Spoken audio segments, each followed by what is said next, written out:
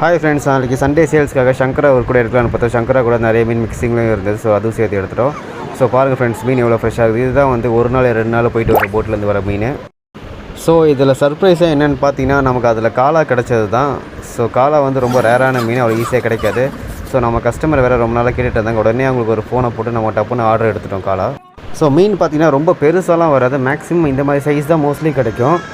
ஆனால் மீன் வந்து பார்த்திங்கன்னா சாப்பிட்றதுக்கு அவ்வளோ அருமையாக இருக்கும், செம்ம டேஸ்ட்டாக இருக்கும்.